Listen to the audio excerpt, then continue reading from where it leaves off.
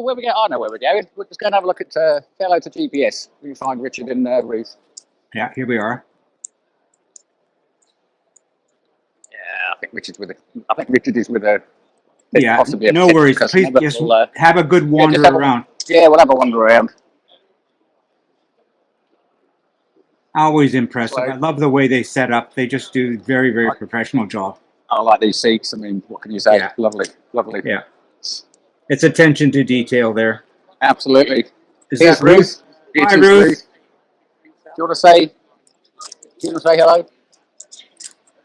No, she doesn't. I'm sure she will. She's very quick. I'll get you. Hello. Hi, Ruth. It's Jim Gould from 7 Spot over in Vancouver, Canada, broadcasting to you at 5:51 a.m. So thank you very much for joining us from GBS. And what can I say? I'm looking forward to having a good look around the stand. Yeah, definitely. We've got 2 cars on display and customers building a chassis and lots of parts and everything. Yeah, well, that's absolutely fabulous. I love your professional approach that I've always loved the professional approach you guys do. Oh, here comes Richard now. Yeah, I'll grab Richard for you. All right. Okay, Jim. Yeah, it's Jim in the States. Don't ask him what time it is in the morning over Greetings, Richard. How are you? Yeah, good. Thank you. You? Yeah, doing well. And considering it's 5:52 a.m. and I've been up since 2:30, getting ready for this. So anyway, cheers and thank you so much for joining the stream. I was telling Ruth and I was telling John that I just love the way you guys set up. It's so professional. No, thank you. Thank you. Yeah. So you tell us a bit what you've got on your stand. I'm very, very keen to find out what's new and exciting for this year. So we've got a really nice customer built full component build, which we'll have a look in this. Yeah, we can have a look. So this one here. So it's a customer built car. The full component package we do. So that's the package based in the 5 segments of build with sort of options all the way through. Yeah. It's got the 2.5 litre Ford Duratec in it, running on our throttle bodies. So it's our throttle body setup, the 421 stainless manifold. That's putting out 200 horsepower at 200 pound-foot of torque as a standard package. Lovely. Light and flywheel on there as standard. So it's a nice engine, and the performance is effortless. Look at how clean that is. It's just gorgeous. So yeah, it's a Gen 2 chassis now. So Gen 2 we wanted, when you take the bonnet off visually, it to look really nice. So all the batteries moved off the firewall down to the front.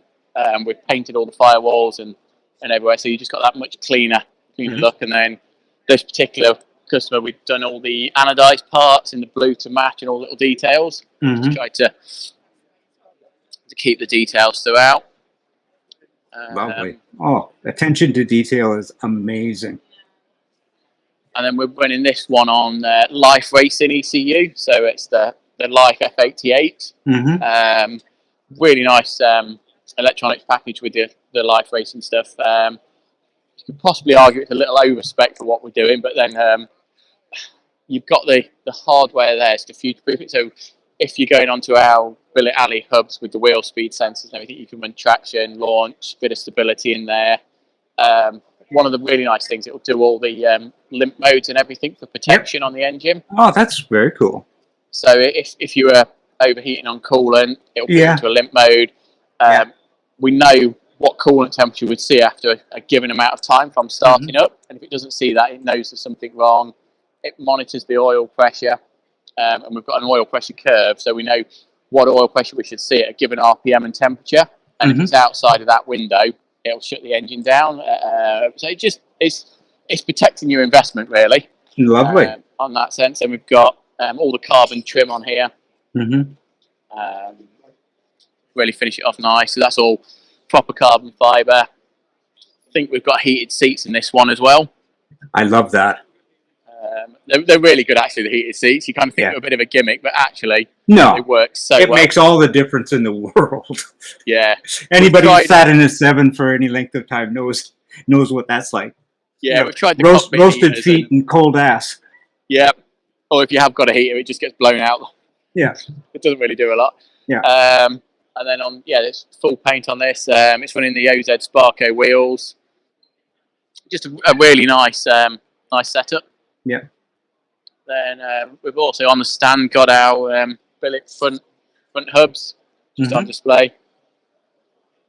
So that's the alley hub with the 300mm floating disc. Yeah, and I'm just going to jump in here because this is one thing that I've admired about GBS. You have your own engineering. That you do your own engineering for a lot of the stuff that you do here, and it's that just love it.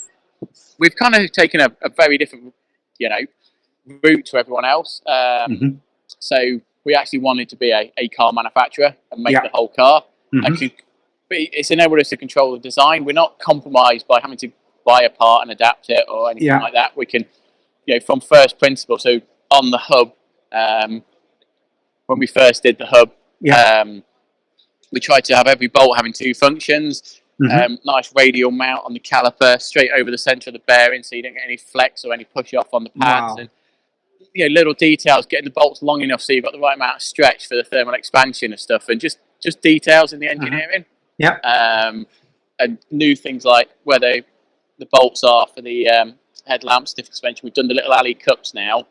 So it just looks neat, but it also gives you the correct radius for IBA. So you're not having to mess about putting nut covers on and extra parts for the test. So there's lots of parts of that. Then we've also got on the stand engine on display. So that's the 2.5 engine, exactly the same really as what's in the car here. That's running onto the Mazda NC gearbox. So that'd be out of the Mark III MX-5. So we've got them as a brand new unit. Our own quick shift gear linkage. So it moves the gear lever back. So ergonomically, it's just a nicer feel and positioning. But also the rod inside where the ball is, we've actually extended that. So the ratio. So it's a nicer, shorter shift. Yeah, and it looks like it's nice and smooth. It just sets it off really. We've also then got the 421 exhaust, running wideband lambda, actually coming off number 3, and then we've also got an additional lambda sensor for tuning on the rolling road. Lovely. New water rail was just released, so that's using the original Ford casting at the back, then our own machine water rail. We're doing our own sumps now as well. Okay, that's great. Which is quite nice actually. We've done a billet machined sump flange that does all the mating face and everything. Then we've got a fabricated alley section that welds to it, so it gives us loads of flexibility for different vehicles. So if someone needs something slightly different or capacity changing, rather than doing the whole thing in billet in the program, we can adapt the fabricated part quite easily. Well, I'm going to jump in here again because you mentioned the flexibility. One of the things that I've admired about your builds are when you get a kit, it's not a riveted kit. The panels are adhesive. You use adhesive, and it makes them an awful lot more rigid, does it not? Yeah. So if you look at the chassis, it's a Gen 2 chassis. The actual chassis as a structure, we've optimised. So it's a mixture of square and round tubes. But where we've gone with the square tubes on the outer, we've actually structurally there's probably benefits in going round tube if it was purely just a space frame chassis on its own. But because we're combining it with the bonded alley sides, it gives us a greater surface area. So you're actually getting about a 3-fold increase in torsional rigidity by having all the panels bonded on. Lovely. As well as that, it feels a lot nicer. It's a lot quieter. It's a lot. It just feels more solid. Then all your load paths are coming through. So your 2 diagonals in the engine bay are coming down the tunnel. So you've basically got a backbone structure as well. And it then goes to the rear end, which is a full independent rear setup. Lovely. Which is either using the Ford type diff or the Mazda diff, depending on which option you're going with. And then all Gen 2's got the pressed alley scuttle. So we wanted to keep that traditional alley coach built feel to it all.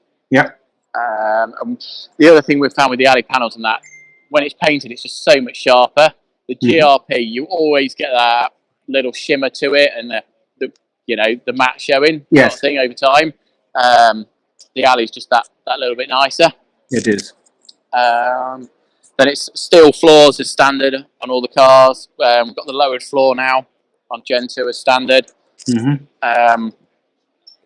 adds a little bit of weight, but the safety and crash protection and rigidity there, it's a no-brainer really. Yes. And it's the lowest point, so your centre of gravity, you've got your weight at the bottom.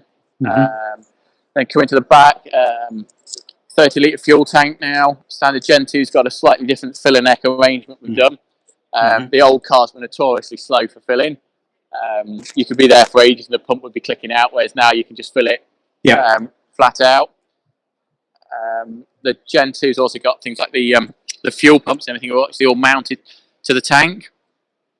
So you can build the tank on the bench as a complete sub-assembly with all the piping on, and then bonds in one piece. So it just makes it easy. Very, very well thought out. So there's lots of little bits, and we've got some of the parts on display as well through the kit spares side of the company. Yeah. So we've got kit spares where we're doing all the parts for the Zero, for various other 7s and race cars, and selling it to all sorts of people. We're doing loads of fuel caps for different things. Different seat belts, our own shock absorbers, calipers, all the throttle bodies. So we've got Duratex, T-Tech, the Mazda 1.8, 1.6s, all the different variations. Wow. Absolutely lovely. Richard, that's just absolutely, I mean, we could go on all day, and I know you could, but the message I want to pass on to everybody is come and pay Richard a visit and bring your checkbook, will you? Yeah. Anyone's welcome. Come up to the factory, come and have a look what we're doing. If you're into your cars and your engineering and that, just come up and have a look what we're about as a company and what we're doing.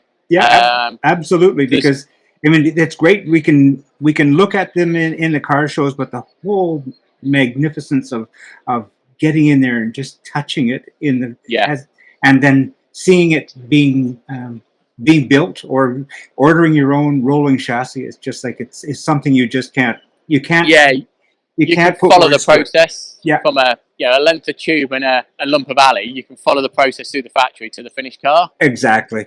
And then there's quite a few other things we're doing. We've been playing around with some carbon fibre wheels for the car. Lovely. To about 3.5 kilos.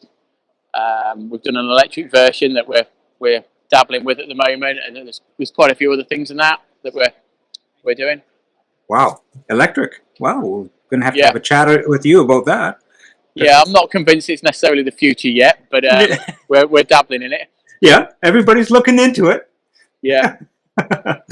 Richard, I wanted to say thank you on behalf of the Northwest Kit Car Owners Group and for 7 Spot. This is absolutely fabulous, and we're looking forward to working with you. I know that we've been chatting with you and Ruth about doing a sort of a historical perspective on GBS, because it's an interesting story that I don't think an awful lot of people are aware of. So we'll that's enough said on that, but we'll work with you on that and look forward to bringing something forward in the future with you. Yeah, no, that'd be great. We'll get that. All right. Well, good to speak to you, and I hope you get some sleep later. Thank you so much. We'll speak soon. All right, cheers again. Thanks again. Thanks, then. Thank you, then. All right. Bye. Bye now. Bye. He dropped me a note first thing this morning on Facebook. He said, 2 o'clock in the morning. He said, may as well just get up now. So he did. Get on with it. So, thank you. That's all right.